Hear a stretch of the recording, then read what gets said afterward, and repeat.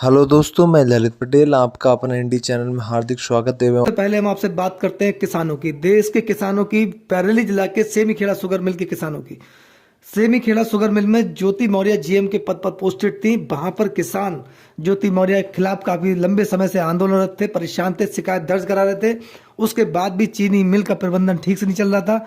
ज्योति मौर्य के चलते किसान अपने आप को दुखी और परेशान महसूस कर रहे थे, क्योंकि उनके गन्ने की प्राइस समय से नहीं हो पा रही थी, जिसके चलते आगामी गेहूं की फसल किसानों की लेट हो गई। कुछ किसान गेहूं की बुवाई करने से वंचित भी रह गए दोस्तों, जिसका खामियाजा किसानों को भुगतना पड़ेगा। काफी किसानों ने प्रार्थना पत्र दिए, माननीय मुख्यमंत्री उत्तर प्रदेश सरकार के समक्ष भी प्रार्थना पत्र दिए। उसके बाद जब इस पूरे प्रकरण में जांच हुई, माननीय जिलाधिकारी के बरेली के समक्ष क्षेत्रीय गन्ना किसान पहुंचे। उसके बाद उन्होंने इस पूरे प्रकरण का संज्ञान लिया, और संज्ञान लेने के बाद जब औचक निरीक्षण किया, उसमें काफी खामियां पाई गई। और सेमीखेड़ा शुगर मिल की गन्ना प्रबंधन है, फैक्ट्री की जो क्षमता है गन्ना प्राई की, उसके अकॉर्डिंग काफी कम की गई, जिसके चलते ज्योति मौर्य को वार्निंग दी गई थी और 1 सप्ताह का टाइम दिया गया था कि किसानों को राहत देने का काम करें। किसानों को गन्ने की प्राई है वो समय से कराएं, जिससे किसान जो है अपना गेहूं की बुवाई कर सके। लेकिन उसमें किसानों को राहत नहीं मिल सकी, बल्कि गन्ना क्रय केंद्र थे उन पर भी घटतोली काम हो रहा था, जिससे किसान काफी दुखी थे। वो भी शिकायत ज्योति मौर्य के समक्ष की, लेकिन उसका निस्तारण नहीं हो पाया। वहीं मिल प्रबंधन में जो कर्मचारी थे, चीनी मिल सेमीखेड़ा शुगर मिल में जो किसान के अलावा जो कर्मचारी हैं, वो भी कुछ कर्मचारी थे ज्योति मौर्य से दुखी थे। ऐसी भी खबरें सुर्खियों में आई थी दोस्तों। इसके चलते ज्योति मौर्य को हटा दिया गया, और ज्योति मौर्य को वार्निंग देने के बाद भी जो प्रबंधन का काम ठीक नहीं हुआ, हटाने के बाद उनको चीनी मुख्यालय लखनऊ से संबद्ध कर दिया गया। लेकिन चीनी प्रबंधन जो है, यानी कि सेमीखेड़ा शुगर मिल का जो प्रबंधन है, वो किस प्रकार से अब सुचारू रूप से काम कर रहा है। किसान अपने आप को राहत में महसूस कर रहे हैं। किसानों को गन्ना जो है सप्लाई करने में, आपूर्ति करने में कोई दुविधा नहीं हो रही है, ऐसा जानकारी में आया है। क्षेत्रीय गन्ना किसान जो है काफी खुश है। सादाब आलम, मोहम्मद सादाब आलम जो चीनी मिल के नए जीएम हैं, उनके द्वारा चीनी मिल प्रबंधन ठीक से कराया गया है। वेलर वगैरह ठीक से काम कर रहे हैं, यानी कि फैक्ट्री का जो प्रबंधन है वो ठीक प्रकार से है।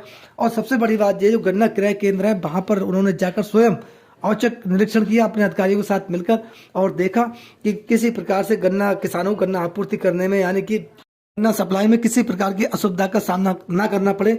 वहीं कुछ क्रय केंद्रों पर जहां गन्ना आपूर्ति करने में किसानों को असुविधा थी, उन सभी असुविधाओं का निराकरण मोहम्मद सादाब आलम के द्वारा किया गया।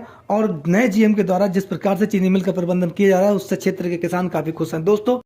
अब हम आपसे बात करते हैं ज्योति मौर्य के पति आलोक मौर्य, ज्योति मौर्य के बीच तलाक के मुकदमे की बात कर रहे हैं। ज्योति मौर्य और आलोक मौर्य के बीच जो 22 सितंबर से तलाक का मुकदमा चल रहा है, उसमें लगातार डेट पर डेट ज्योति मौर्य के द्वारा ली जा रही है। अपना मुकदमा वापस लेने में ज्योति मौर्य के द्वारा सस्पेंस बनाया जा रहा है। ज्योति मौर्य किसी प्रकार का अपना एक कदम जिससे समाज में बिल्कुल पॉजिटिव संदेश जाए, उठाने में अग्रणीय नहीं है, यानी कि ज्योति मौर्य इसमें काफी शिथिलता दिखाई दे रही है, और शिथिल भी दिखाई दे रही है, क्योंकि आलोक मौर्य के द्वारा ज्योति मौर्य के खिलाफ जो शिकायत वापस ली गई थी, उससे ये उम्मीद तेज थी कि बहुत जल्द ज्योति मौर्य भी आलोक मौर्य के परिवार और आलोक मौर्य के खिलाफ जो मुकदमे हैं वो वापस लेंगी और समाज में पॉजिटिव संदेश देने का काम करेंगी। वहीं ज्योति मौर्य के द्वारा ऐसा नहीं किया गया। जो आलोक मौर्य और उनके परिवार के खिलाफ मुकदमे हैं वो अभी भी वापस नहीं लिए गए। वहीं तलाक का मुकदमा जो ज्योति मौर्य के द्वारा आलोक मौर्य के अगेंस्ट डाला गया है, वो भी आज तक वापस नहीं लिया गया दोस्तों। इसमें 16 जनवरी की डेट नियत है।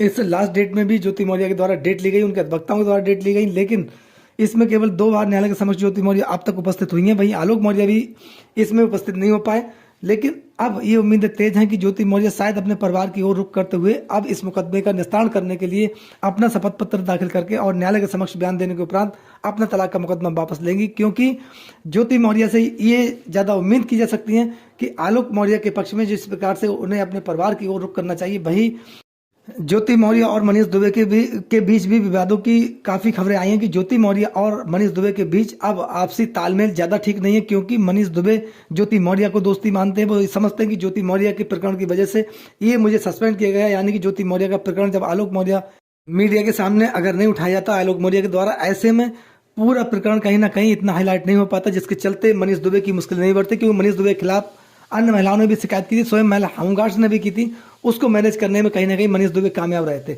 अब इसमें ज्योति मौर्य की तरफ से भी ये उम्मीद तेज थी कि ज्योति मौर्य की तरफ से मनीष दुबे की किसी प्रकार की कोई सपोर्ट नहीं की गई, बल्कि मनीष दुबे को उनके निजी हाल पर छोड़ दिया गया।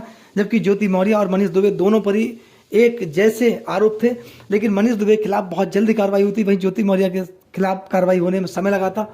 हालांकि अब मनीष दुबे को भी एहसास है कि आने वाले समय में दोनों की मुश्किलें बढ़ेंगी, क्योंकि मनीष दुबे के खिलाफ विभागीय जांच प्रारंभ है।